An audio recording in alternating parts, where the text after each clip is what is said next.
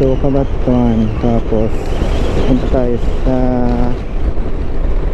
daan tayo ng San Miguel, then Oton, San Miguel.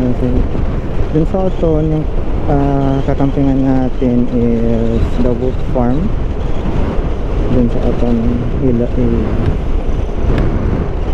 so the Wolf Farm, hindi pa ako nakatry dun, so check natin. The Wolf Farm.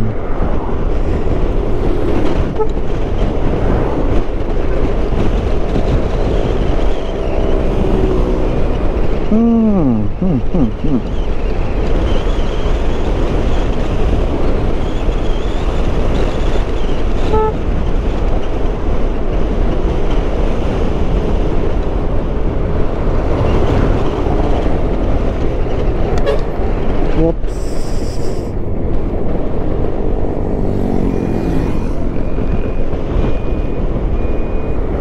Okay. Hindi siya sumakay. Wow. Shucks.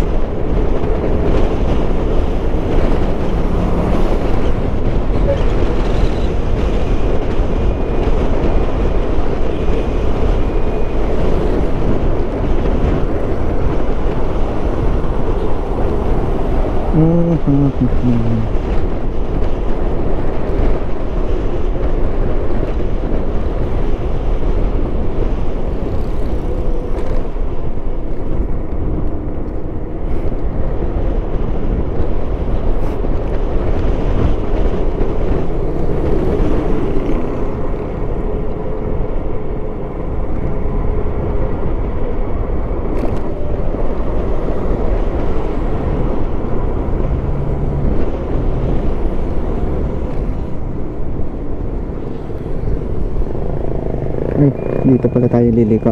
Nakalimutan ko. San Miguel, di pa ako nakadaan dito eh. Ay, hindi, dito, wait lang. Bili muna ako dito. Meron pala dito mga paninda eh. Dito na ako bibili. Ay.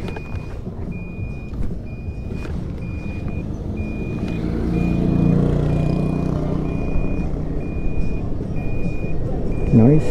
Hopefully meron sila dito.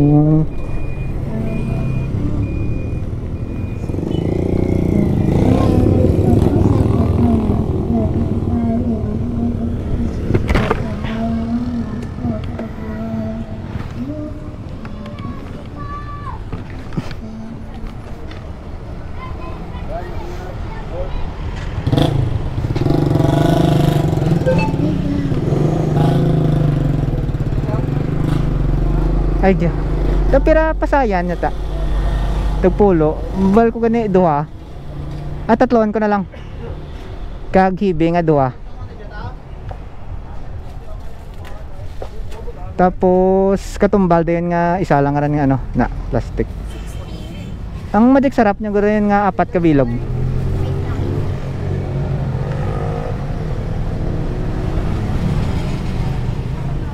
Kag nor nga shrimp. May change ka mo 500? Yeah. Let's see. Okay, thank you. Nice.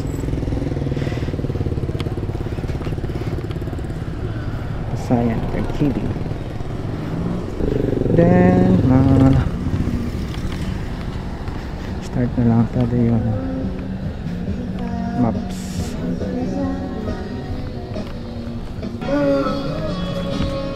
Okay na okay.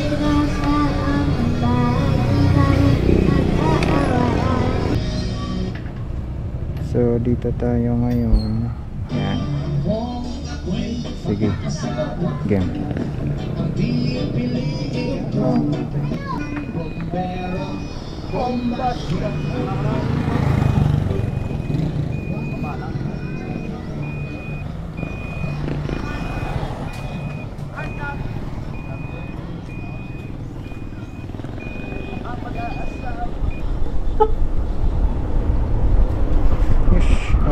Alright.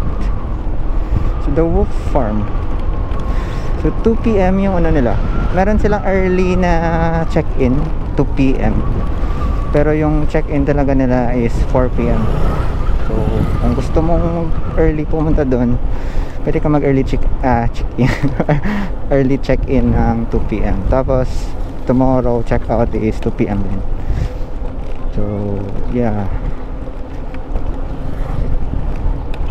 Wait, naka-on yung problematic tong glanceable eh. Naka-on yung hindi ko sure kung ano to pronounce. Glanceable kasi nakalagay. Marami pa ng kainan dito. So dito okay sana to kasi upon traveling may makikita kang mga may ma-rediscover siyang mga additional na routes. Pero ang problem is minsan yung last ko na camping doon is mas lalo pang nag-increase yung mileage ko. I mean mas humaba pa yung travel time ko kasi kung saan niya ako dinadala. Hindi ko napansin na nag-iiba na pala yung route abang nagta-travel ka, kasi kapag may rediscover siyang mas better na daanan, doon siya nagra-route. Kaso minsan yung expected mo na dadaanan actually is mas malayo pa siya compare dun sa original mo na route settings. So yung mangyayari ngayon, turn off natin si Glanceable. Ano yung settings ng Glanceable? Like na last time, instead na 75 kilometers lang yung travel natin, naging 100 plus kilometers na dahil sa Glanceable na settings na to. Wait lang, saan nga ba nakaset yung Glanceable? Navigation ata. Yan, ito yung Glanceable directions. So okay sana yung ganito, kaso kung saan sana ako dinadala eh. Mas lumayo pa yung dinaanan ko. So ulit. Okay. So pwede mo siya ma-turn on by clicking the blue dots. Okay lang. So yeah, mas stick na muna ako sa original na route compared sa gumamit ng Glanceable. Kasi hindi mo minsan napapansin habang nagbabiyahe ka na nag-iiba na pala yung route mo. Which is minsan mas, yun nga, mas mahaba pa or mas longer pa yung trip mo compared sa original na route. Okay, so yan. Sundin na lang natin to. Padaanan lang natin yung mga sasakyan. Okay, yun. Ito pala yung lugar dito. Hindi pa ako nakapunta dito eh.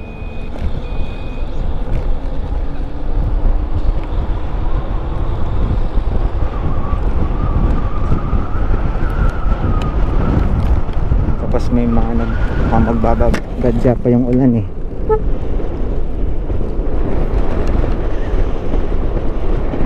Another problem is, oh no, ang lalim. Hindi naman, medyo lang. So yung another problem natin ngayon is yung front shock natin is nagli-leak na yung oil niya both sides for some reason. Siguro dahil mabigat yung dala natin lagi, and also defective kasi yung nabili ko na na front shock. Nung pagbili ko, brand new siya, from 2 different sources binili ko, 2 different sellers, tapos same talaga sila ng brand, same ng itsura, same ng kulay. So yung I think sa stock nila ata,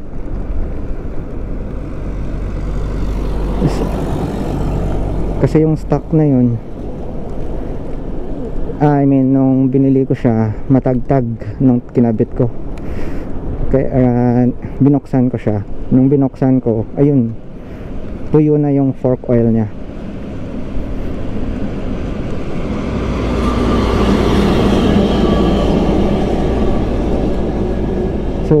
dalawang seller. Una, may isang seller sa Shopee, binilan ko, same issue. Tapos sa pangalawa, same issue din, na nag-ano siya, tuyo yung kanyang fork oil. So parang naging grasa na yung fork oil niya. Hindi ako sure kung talaga bang designed siya na ganun, na grasa na parang grasa na yung fork oil niya, or natuyo lang talaga. So hindi ako sure, pero matagtag kasi siya eh. Tapos iba yung style ng kanyang dust seal and yung oil seal niya. So yung dust seal and oil seal niya, di ba usually separate yung dust seal sa oil seal. Yung binili ko na yun, isa lang, I mean kinumbine nila yung dust seal and oil seal. So astig siya, I mean magandang design. Not sure kung magandang design, pero para sa akin magandang design siya kasi isang unit na lang siya, hindi ka na, at also mas mabilis siya alisin compared sa naka dust seal and oil seal ka. Kasi yung oil seal, yung dust seal mabilis na naman alisin yan eh, pero yung oil seal, yun yung mahirap alisin. So ginagamitan ko pa siya ng tool para lang maalis siya. Pero nung binuksan ko yung defective na, hindi ko masasabing defective, pero yung tuyo na fork oil, or not sure, yung binili ko na matagtag na fork matagtag na front shock, yung binili ko na yun, mabilis lang kunin yung dust seal niya. Kasi akala ko may dust seal and oil seal siya eh. So nung inalis yung dust seal, pati yung nagtaka ko bakit parang walang oil seal dun, nakakabit na pala yung oil seal niya dun sa dust seal mismo. So iisa na lang yung oil seal and dust seal niya. So ganun yung ano niya. Maganda sana yung maganda sana siya. Mas mataas siya. I think yung front shock natin ngayon is 38 centimeters, pero yung nabili ko na yun is 40 centimeters siya na front shock. So maganda sana yun. Medyo mataas-taas siya, kaso yun lang, tuyo yung yung fork oil niya. Feeling ko kasi hindi pa ako nakakita ng ng front shock na degrasa, kasi grasa talaga loob niya eh. So paano magko-compress properly yun? Nakagrasa siya. Dapat may oil. So, yun naman yung usual eh, yung talaga, meron siyang fork oil tapos may spring sa loob. Pero yung grasa ang laman, parang grasa na. So I think yun nga, parang natuyo yung fork oil. Siguro sa fork oil nila, or well, hindi ako sure, or baka hindi yun hydraulic type na front shock, pero hindi pa. Usual na naman na mga shocks is yung air, yung di hangin, tapos yun nga, yung hydraulic. Pero well, so dalawang seller yung binilan ko. I think same lang sila ng supplier. Ang ganda ng view dito. So same lang sila ata ng supplier. So ayun, bumili ulit ako ng another. Hopefully hindi siya same suppliers. So naka pre-order naman yan. At sa picture na product nila sa Shopee, iba yung itsura niya sa dito sa binili ko. So hopefully yung dumating sa atin is ibang front shock siya, and hopefully hindi siya defective na front shock.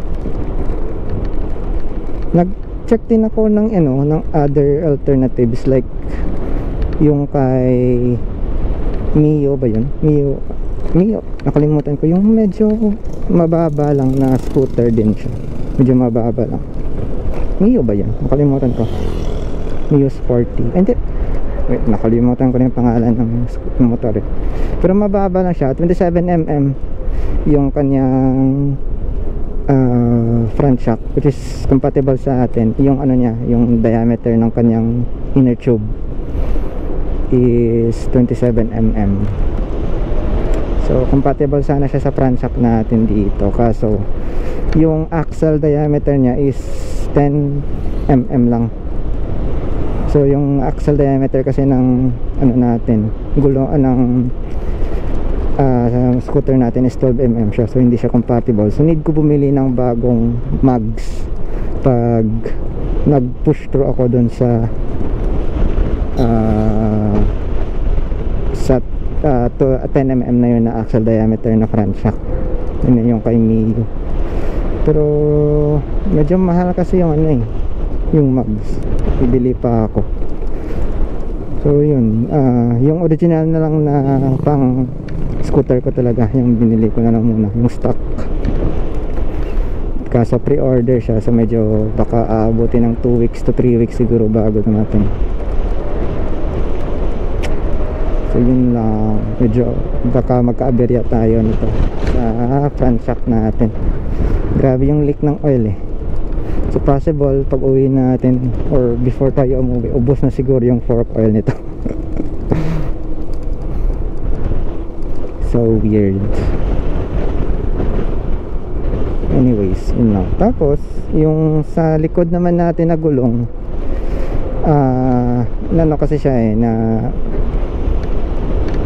anong term? Na-puncture siya ng medyo maliit na wire dun sa bahay.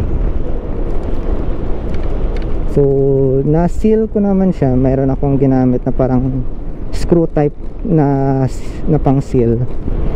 So yun yung ginamit ko. So far goods naman siya, hindi na nagli-leak yung hangin. Ang na-notice ko lang is hindi ano siya, yung hangin niya is nagbabawas over time. Pero wala naman leak, nagbabawas lang talaga siya over time. Kaya kada trip ko pinapahanginan ko talaga siya. So not sure, baka possible may nagli-leak talaga na hangin. Siguro during trip may nagli-leak na hangin, kaya minsan halimbawa ako mga 30 to 35 psi na hangin sa likuran, tapos minsan manonotice ko 25 ilang araw pa lang or kahit isang araw pa nga lang na may andyan na sa 25 psi. So hindi normal yung ganun kung especially kung mga less than 25 kilometers na naman yung na-travel. Minsan nga kahit 50 to 100 hindi minsan nagbabawas yun basta hindi lang mabigat talaga yung dala mo. Yun yung na-notice ko na issue niya rin. So harap at likod merong issue tayo. So hopefully hindi tayo maaberya.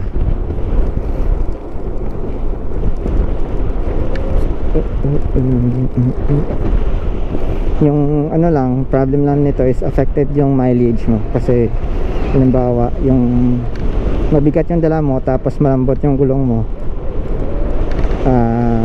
medyo magko-consume ng more energy yan para makatakbo ka. And also dito sa front shock ko, yan, another issue ulit to. So additional ano na naman to, additional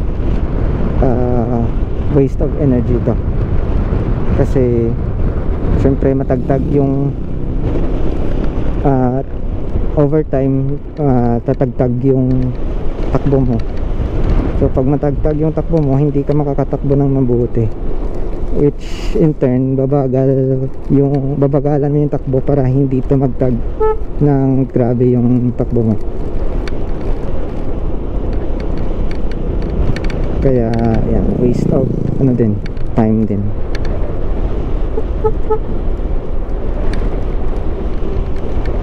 Yan, based sa experience ko lang yun. Yun. So natin tayo sa San Miguel na public market.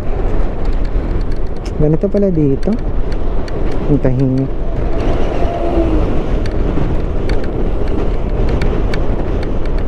So mahihanap tayo ng makakainan, and also pwedeng mag-charge, or baka dun pwede, wait, pero hindi pa naman. Gusto ko sana medyo malayo-layo, I mean like mga siguro after ng San Miguel, after ng bayan ng San Miguel, para makapag-charge tayo ng scooter. Hanap ako ng makakainan at makaka-charge ng scooter also, para at least halimbawa mag-stay tayo ng 1 hour, makaka-charge pa tayo. Pero ang problem ngayon is 1 o'clock na. So 1 o'clock na, 2 PM yung, well actually 4 PM pa naman yung check-in nila. Pero gusto ko sanang makapag-set up na doon agad as much as possible, kaso gutom ako. Wala akong energy. So ayan, sige, hanap na tayo na makakainan muna. Pwede naman ako makapag-charge doon sa bahay ng caretaker. Malapit lang naman daw. Kasi doon sa sa campsite pala, wala silang doon, kuryente na galing talaga sa mains. So kuryente nila doon is solar lights lang. So wala silang, hindi tayo makakapag-charge doon ng scooter. So pero malapit lang naman yung bahay ng caretaker doon. So doon tayo sa bahay ng caretaker mag-charge mamaya.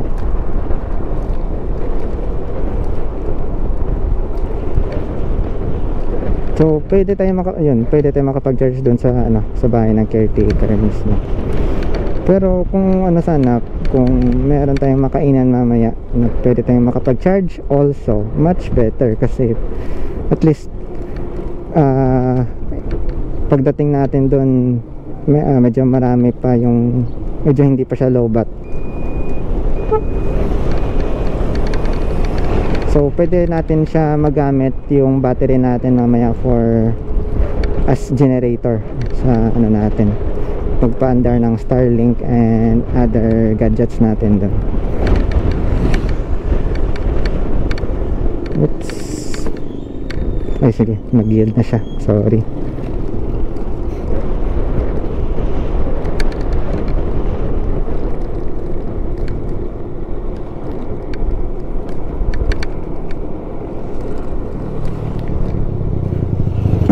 Meron sila mga vegetables dun. So binili ko na lang yung mga essentials na hindi hindi na ako bumili ng mga veggies. Ito pala yung nila. Oh, amazing. San Miguel. Wait, nakadaan na pala ata ako dito dati. Ngayon ko lang naalala. Pero dito ata ako galing, diyan na part. Naalala ko na. Or wait, hindi ko na matandaan. Parang familiar kasi yung daanan Parang nakadaan ako dito pero hindi ko lang matandaan. So weird. Hindi ko lang matandaan kung saan trip. Fitness. Oh, in fairness, maganda yung nila, public market nila dun. Oh,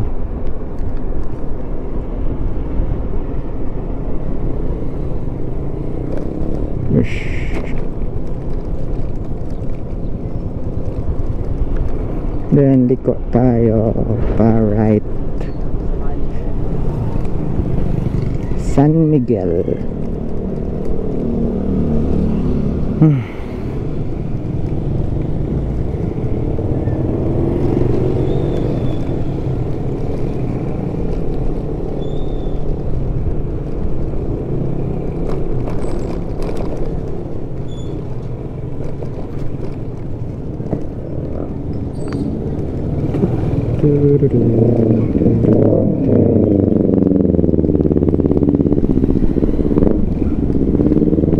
Liko sa right.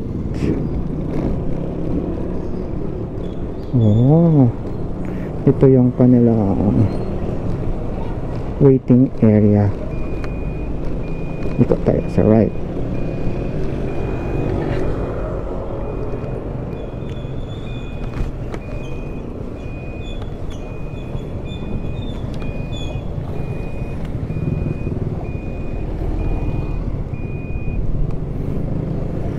Okay.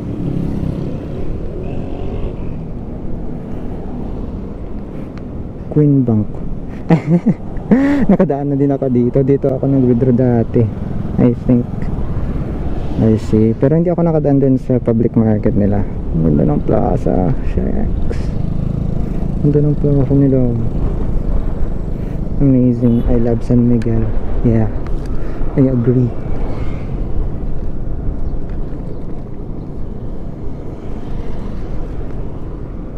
Oh, very nice. Astig yung mata. Okay, dito ata ako dumaan nung papunta ako sa Bukhari. I think nag-driving school ata yung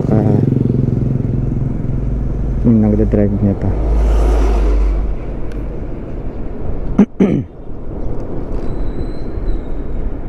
Okay. Pwede ba ako mag-overtake na? Nope. Hindi pa. So dire-diretso lang to. Hindi. Ako mag-overtake na medyo alanganin.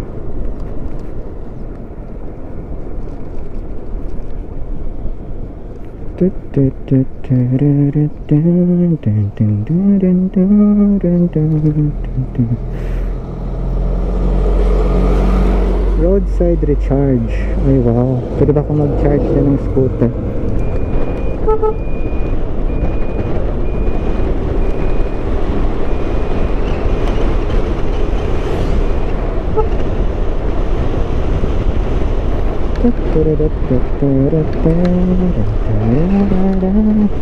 So dalawa tayong option. Diretso tayo. Diretso tayo. Diretso talaga. Mas malayo na kapag dito. So ito, I think pwede mo dyan to na daanan. Yung pa right. So diretso tayo. Pero hindi ako sure kung pwede ba dumiretso dito. I think parang hindi naman siya one way.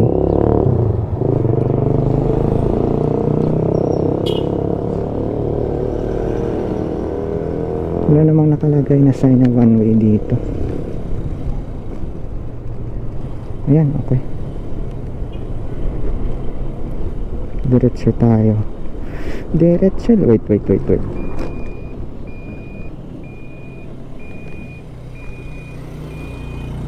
lang. Saan na ba ako? Okay, diretso tayo. Yan. Pero I think yung daanan nito is hindi siya highway. So possible na hindi maganda yung daanan. Feeling ko lang weird. Familiar yung mga lugar dito. Nakadaan na ba ako dito before? Hindi ko na matandaan eh.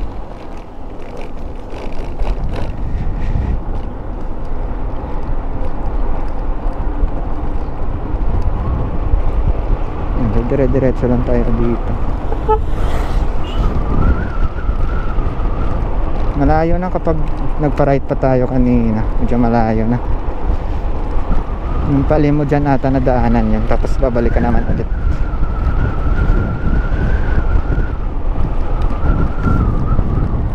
Pero highway yun. So if you feel safer and okay pa naman yung gasolina mo and ayaw mo and okay lang sa'yo mag-waste, hindi naman talaga waste, okay lang sa'yo mag-travel ng mas malayo-layo, well, you can go with that route. Wow, astig. San Miguel to Festival. Ganda ng daanan mo.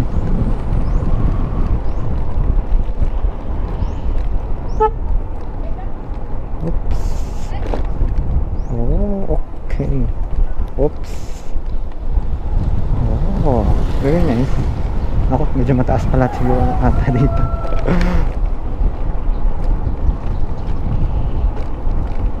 Pero ang galing ah, parang ano siya, mix ng rural and urban. Kasi kung makikita mo yung mga hardware stores minsan sa gilid.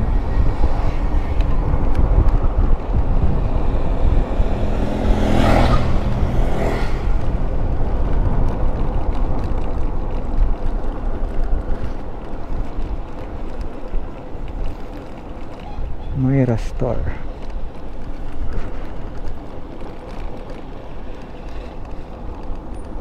Oops.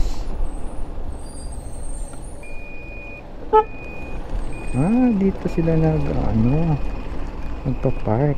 Okay. Oh, vegetables.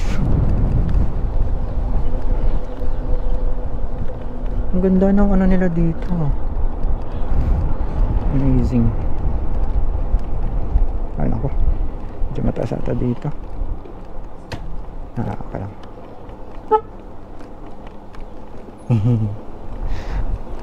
Oh, amazing.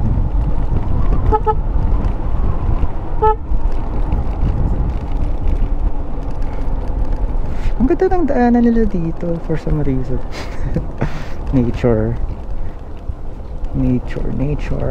Puro mga puno ng kahoy. And also may mga kabahayan din. May mga nagbebenta ng mga pagkain, ng mga prutas and gulay. Very nice. So kung dito ka dadaan, nakalimutan mong bumili ng mga vegetables and ingredients, pwede kang dito na lang bumili. Amazing.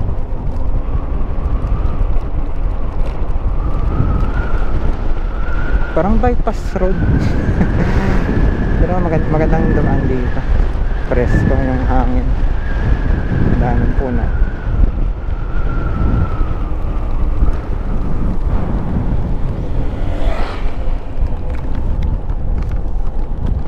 Yun.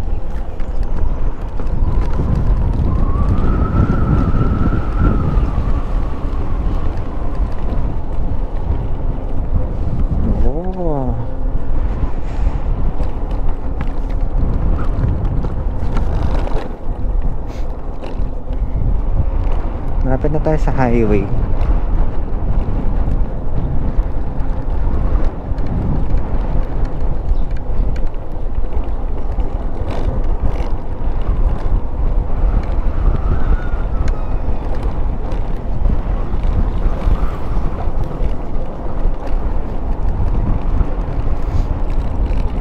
Oh, dito yung ano niya.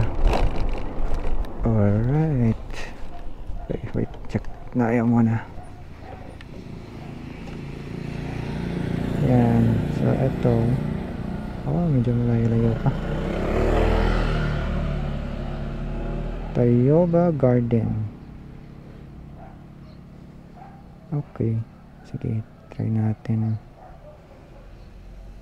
If may makita tayong mga madaanan tayo na pwedeng kainan, mag lunch na tayo. Hindi pa ako hindi pala ako nakakain kanina ng umagahan. Nagwarto Tomas. What is this? Oh,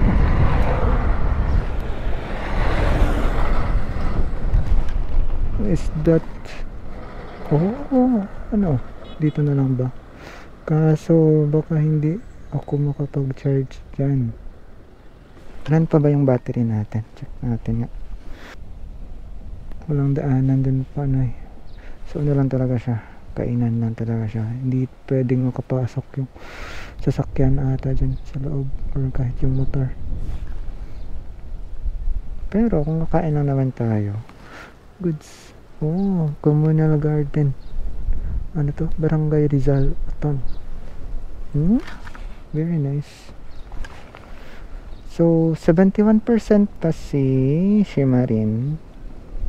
Medyo ano pa naman? 89%. Malit pa naman yung na-consume. So kain muna tayo dito. Sige, game.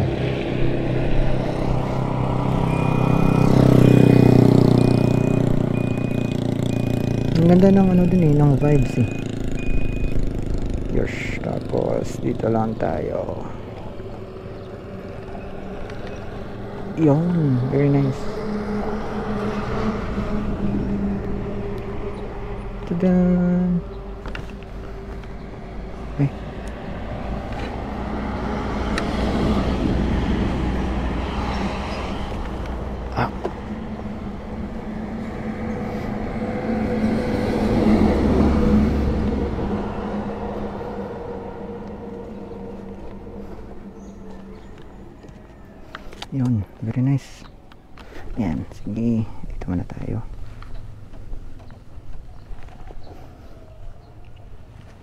Goods pa yung battery natin.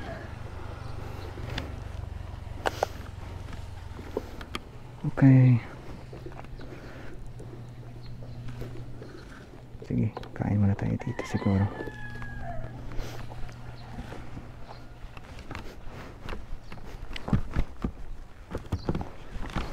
Yun na, siguro na.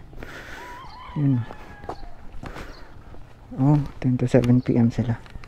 Nice.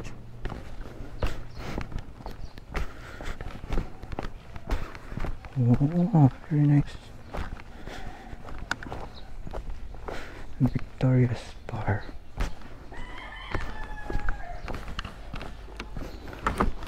Ay. Hello sir, good afternoon. Manyaga ako tani, sir. Manyaga ako tani.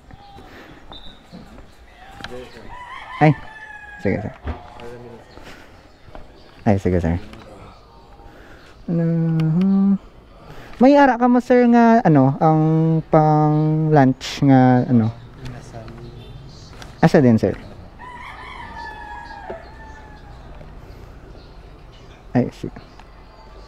Okay, ari sir. Sige, sige. Thank you. Ano sir? Okay, sige, sige. Ito. Available sir ang pork liempo nyo? Oh, sir, available. Sige, isa ka pork liempo, gana sir, tapos duha ka garlic rice. Tapos may ano sir ang available nga dessert nyo sir, may dyan ka mo. Sige, okay lang. Bali malana danay sir. Tapos ano ni sir, bayran ko na lang subong sir or karon lang? Sige, sige. Okay. Tapos lumita lang ko to sir, palang kuan sir. Okay, thank you. Wow, ya siguro. Ano may si Arman sin lagi? Di ako bro.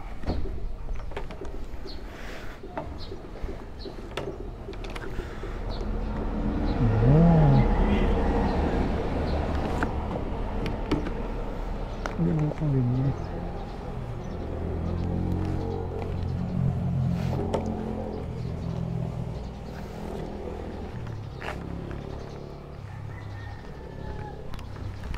Amazing. Oh. Hindi ko sure kung ano dyan.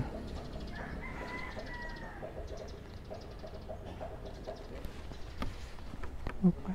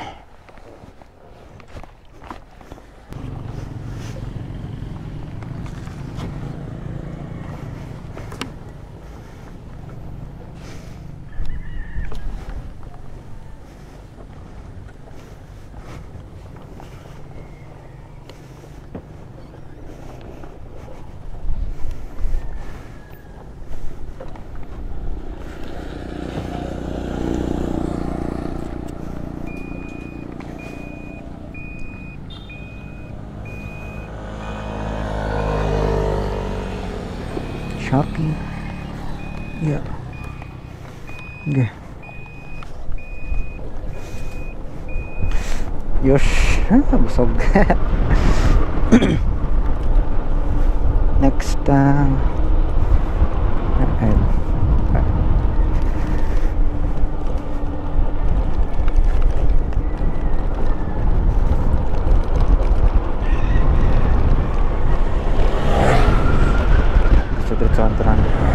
tree house lagi ba?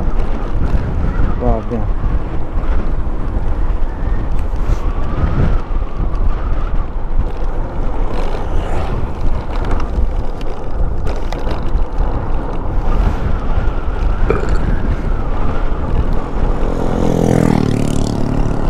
Oh, may ragyan pa rito.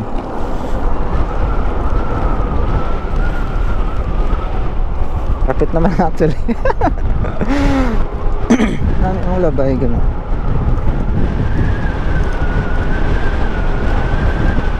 Sabado na. Sabado.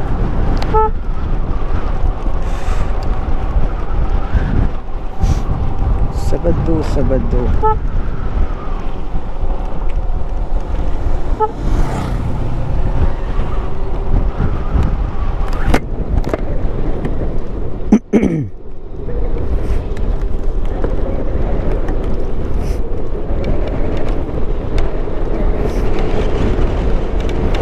Nami karagyan gi.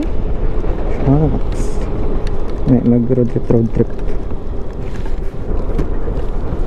Very nice gid. Kung kumata ko dad kang ano to pa. Mada ko dad kang takot mo ko to pa. Wala ja bro. Subuso. Kurang ko ko sila bi ka dyan makakaan naman. Ang kaya dante na atan nga jacket.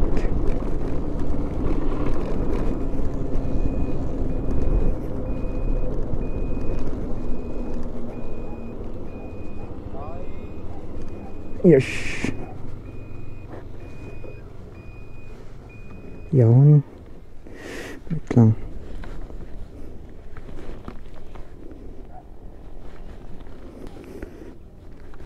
Yun.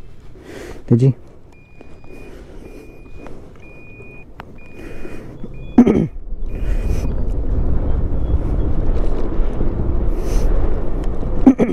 Oh. Lapad feels ng dagi ba? Busog.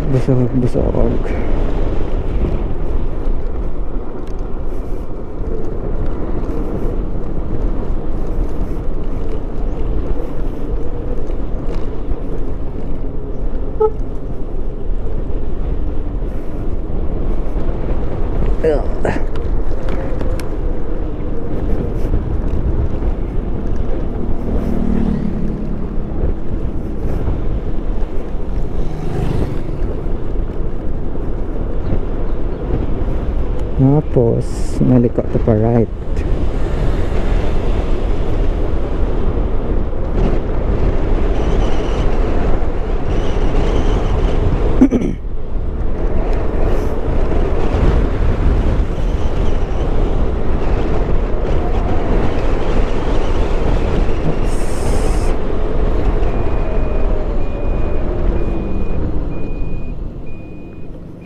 Barbara La Granja. Ya tagali. Ay ko ka-notice. Nililipuan tagali. So, yun. Oh, narrow bridge. Ay, wow. Wow. Boom. Oh, shucks.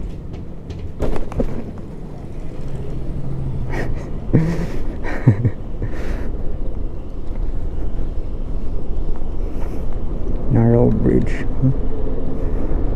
Wow. High voltage.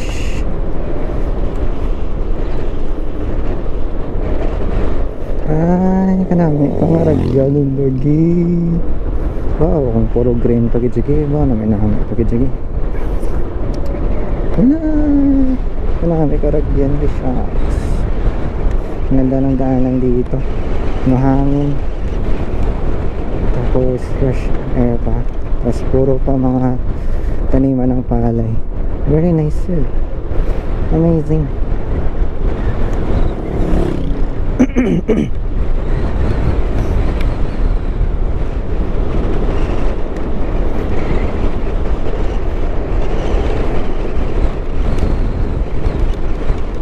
Very nice. Medyo may mga kalimlim lang na mga ulap pero goods pa naman.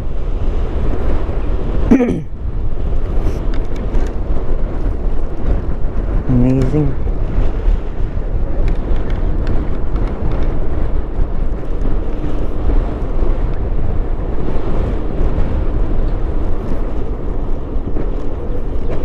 Oh.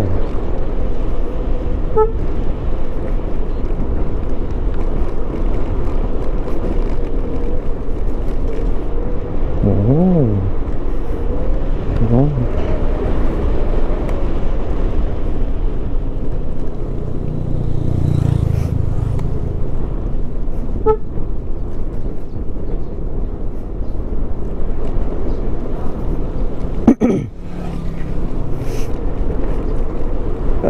Busog.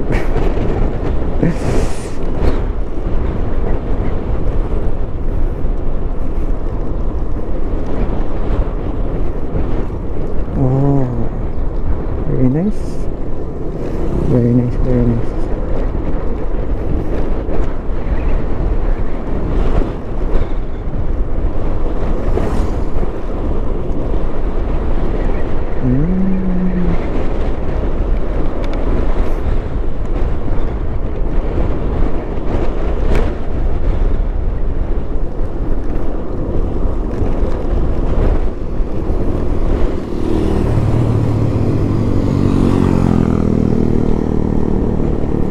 Liko tayo pa left.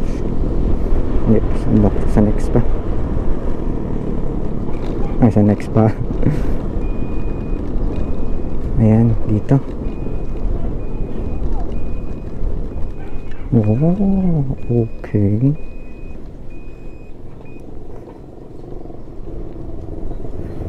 Dun, dun, dun, dun.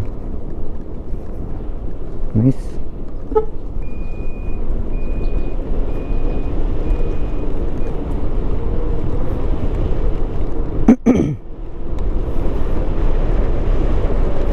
Tapos yan, lapit na tayo.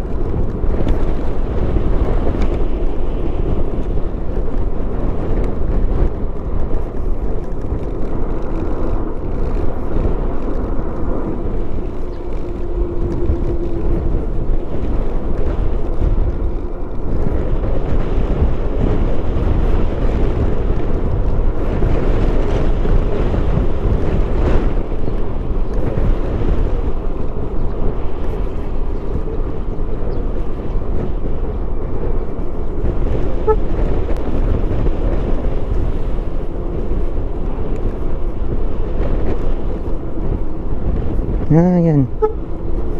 Lapit na tayo.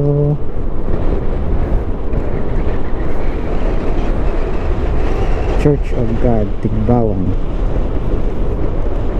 Mga church dito.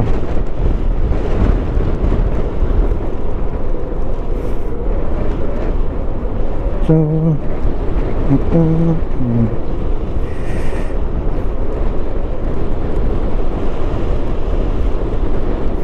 Yung sa Ritz pala, I think ni Babu Farm. Kasi kung solo camping ka lang, mag-isa ka lang dun sa campsite, 1-2 yung babayaran. Tapos mag 2 to 4 is 1.5. So 1.5 tapos paghati-hatian na lang yung 1.5. Then nakalimutan ko yung 5 pataas. Nakalimutan ko kung magkano yung babayaran. I think mga 2 plus. Yung mga dyan 2,000 plus ata. 2,000, 3,000. Mga dyan. Kasi private kasi siya na campsite. So well, understandable naman na medyo mataas-taas yung rates dahil private siya na campsite. May batsoyan pala dito. Okay. Pwede ako siguro dun mag-charge next time if ever babalik ako dito. Barangay Ilawod, Oton, Ilaud.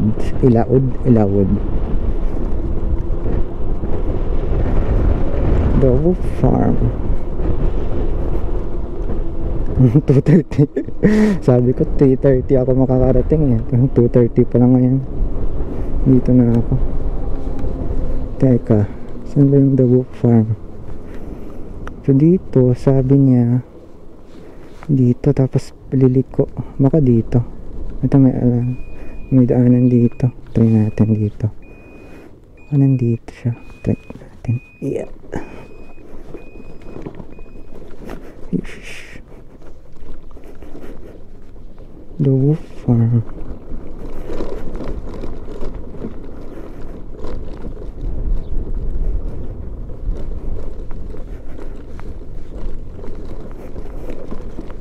Hindi ko sure kung doon dapat dumaan. Ah, yun. Ako, balik ako.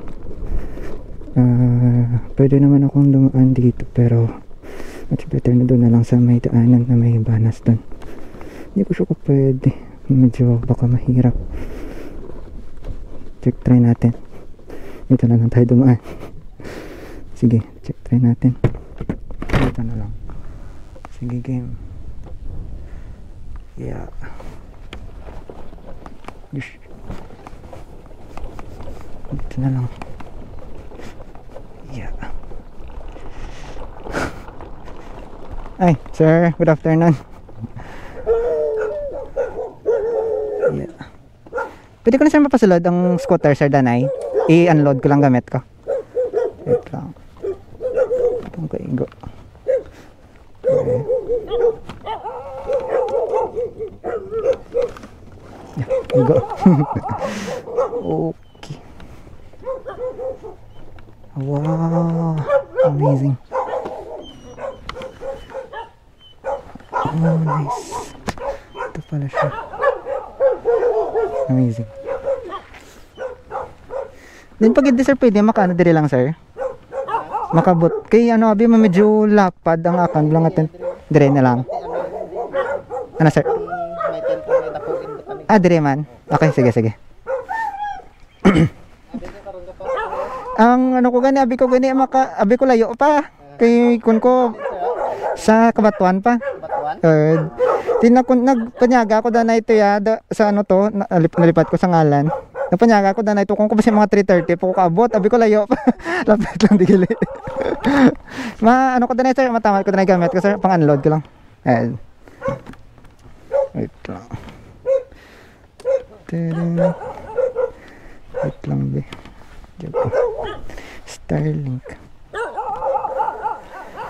Yeah. Then yeah. May mga laswa ko mo di sir no? Ano muna sa mga ko ka ano subong? Ay sige lang, sige lang. Ano may available tagang kalabasa. Ang alugbate sir. Alugbati na. Ate sige ah. Ano may makuha lang kami. Okay. Pero ang bayad sini. Wala, hindi na. Ang bali ng natag. Okay, sige, sige. Okay, sige. Thank you, sir.